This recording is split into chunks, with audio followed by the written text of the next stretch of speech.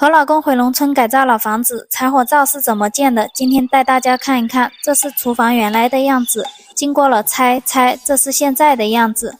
本来想做一个这样子的厨房，可是农村一定要有柴火灶才有灵魂，以后做柴火鸡就方便了。为什么拌水泥要放洗衣粉？做柴火灶的时候，师傅问我们要放七宝吗？什么是七宝？我们都没有准备。现在我们这一辈的人都很少懂老一辈的习俗和讲究了。看到螃蟹好不好？哦，服务员喜欢螃蟹。你要讲东西有哈？还记得你说下手里的城堡水，大象哥继续奔跑，你微笑，小时候他们会知道。要不让萤火虫带着你逃跑，向天堂天涯，永远的依靠，别找到回到最初的美好。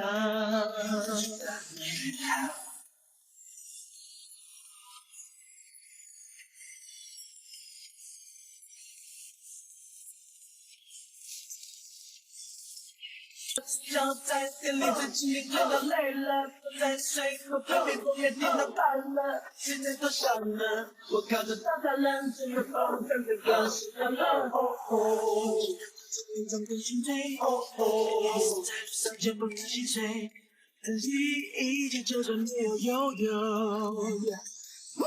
中午吃饭时间，每次吃完饭菜都没怎么动，是师傅太客气了，还是我做的菜不好吃？明天做个酱油菜给他们吃。不要怕我，容易不想放弃，就像我说的，追不到的梦想我根本不就得了？为自己认真心上山，寻到海就像喜欢天上。来个吧，这不是目的，让自己快乐快乐的才叫做意义。命运的纸飞机，现在终于飞回我手里。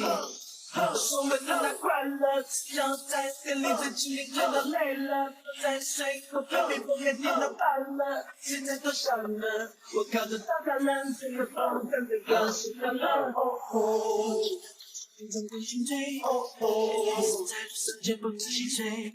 珍惜一切，就算没有拥有。还记得你说家手里的城堡水，大象哥继续奔跑，你微笑，小时候的梦我知道。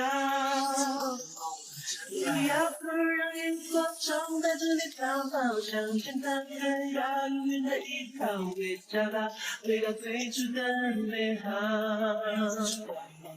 既然你说家乡里的城堡水，大象哥继续奔跑，你微笑，小时候的梦我知道。要不让萤火虫带着你逃跑，向天堂天涯，永远的依靠，别找到回到最初的美好。一会儿功夫，师傅就把烟囱砌好了，这是厨房原来的位置，这是柴火灶砌好的样子，明天贴瓷砖。